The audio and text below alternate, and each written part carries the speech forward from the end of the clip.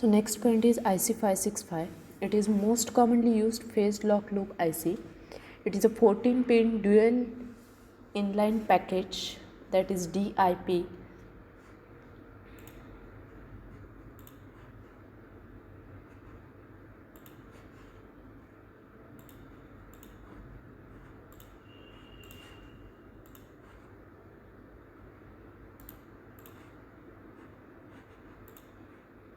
The PLL IC 565 is usable over the frequency range 0.1 Hz to 500 kHz. It has highly stable center frequency and is able to achieve a very linear FM detection. The output of the VCO is capable of producing TTL compatible square wave. The dual supply is in range of plus minus 6 volt to plus minus 12 volt. The IC can also be operated from the single supply in the range of 12 volt to 24 volt. Now the pin configuration of PLL IC 565 is shown here. It consists of 14 pins. The first pin is minus VCC, second is input, third is input, fourth pin is VCO output, fifth is phase detector VCO input, sixth reference output, 7 demodulated output, 8 external resistor for VCO, 9 external capacitor for VCO, 10 plus VCC, 11 NC, that is no connection, 11, 12, 13 and 14, 4 pins are NC, that is no connection. Now the purpose of each pin is self-explanatory from this diagram. Out of 14 pins, only 10 pins, that is pin number 1 to 10, are utilized for the operation of PLL. So the remaining 4 pins, that is pin 11 to 14, are labeled with NC, that is no connection. Now the VCO produces an output at pin number 4 of IC 565 when the pin number 2 and 3 are grounded.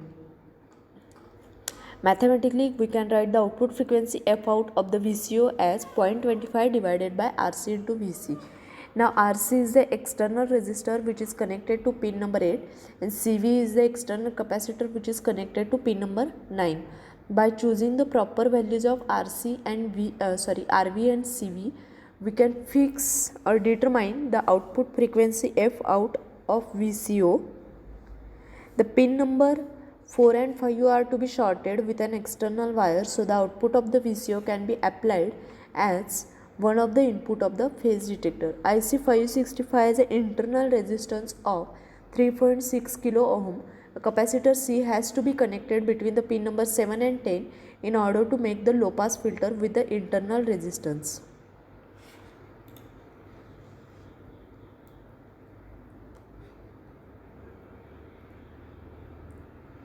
The internal resistor R2 and the external capacitor C2 form the low pass filter. Now there are some characteristics of IC 565.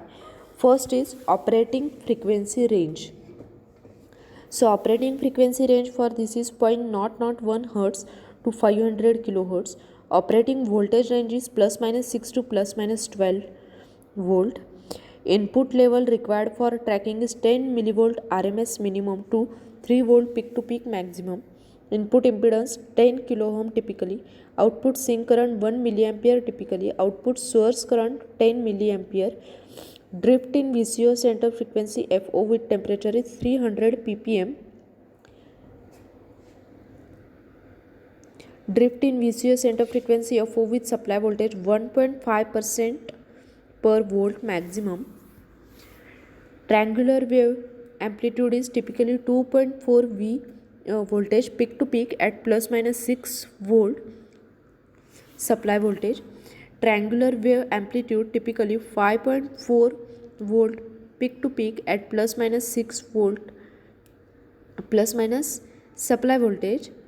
Bandwidth adjustment range is greater than plus minus 1 to less than plus minus 60%. Next is the features of IC 565. It has an extreme stability of the center frequency, typically 200 ppm. It has a wide range of operating range plus minus 6 volt to 12 volt, which is shown in this table. Very high linearity of demodulated output, typically 0.2%. Center frequency of VCO is programmed by means of resistor, capacitor or voltage, TTL compatible square wave output, highly linear triangular wave output at pin number 9. Loop can be broken between pin number 4 and 5 and external circuit can be added. Frequency adjustable over the range 1:10 with single capacitor. So design for equations, first is the center frequency. F0 is 0.3 divided by R1C1. Second lock range. So FL is 8 F0 by V, where V is plus V plus of minus V, addition of two power supplies. And third is the capture range. So FC is equal to plus minus 1 by 2 pi.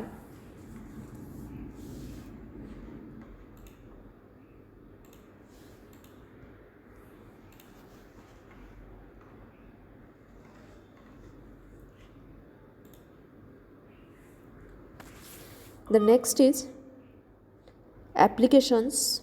So PLL can be used as a frequency multiplication, frequency translation, AM detection, FM detection and FSK demodulation. Now it is mainly used as a frequency synthesizer. So frequency synthesizer, it consists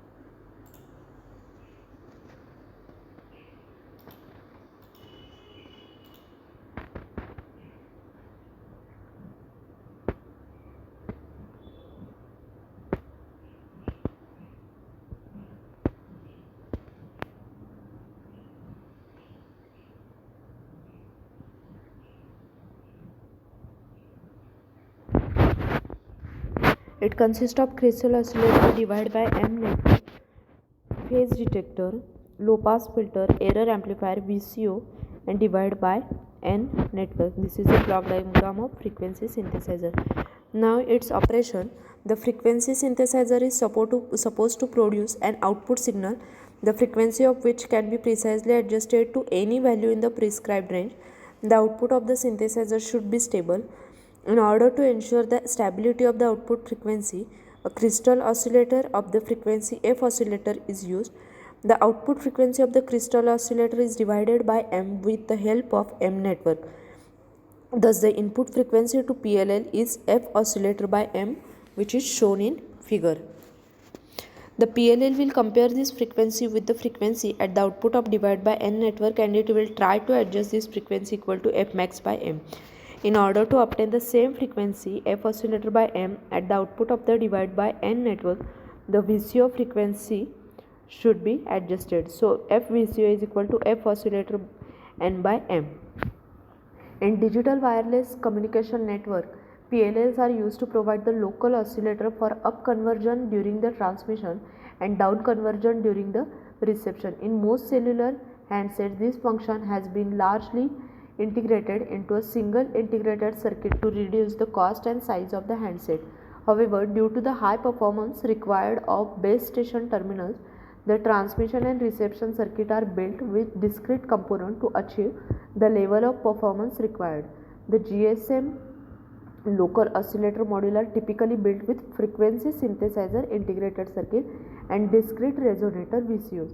The frequency synthesizer manufacturers include the Analog Devices, National Semiconductor and Texas Instruments. The VCO manufacturers include Sirenza, Z Communication, principle of PLL synthesizer. The PLL for the frequency, what the automatic gain control does for the voltage. It compares the frequency of two signals and produces the error signal which is proportional to the difference between the input frequencies. The error signal is then low pass filtered and used to drive a voltage control oscillator which creates an output frequency. The output is then given to the frequency divider back to the input of the system, producing the negative feedback loop. If the output frequency dip, the error signal will increase, driving the frequency in the opposite direction so as to reduce the error.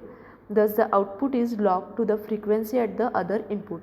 This input is called as a reference and is derived from the crystal oscillator, which is very stable in frequency. Now, which is shown in the block diagram. The key to the ability of the frequency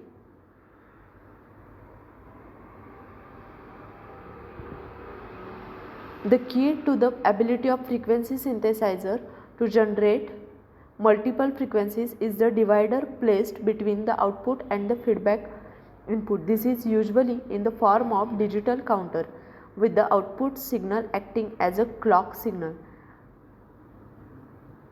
The counter is preset to some initial count value and counts down at each cycle of the clock signal. When it reaches zeros, the counter output changes the state and count value is reloaded. This circuit is straightforward to implement using the flip-flop, and because it is digital in nature, it is easy to interface the other digital components or the microprocessor. This allows the frequency output by the synthesizer to be easily controlled by the digital systems. So this is all about the frequency synthesizer. Thank you.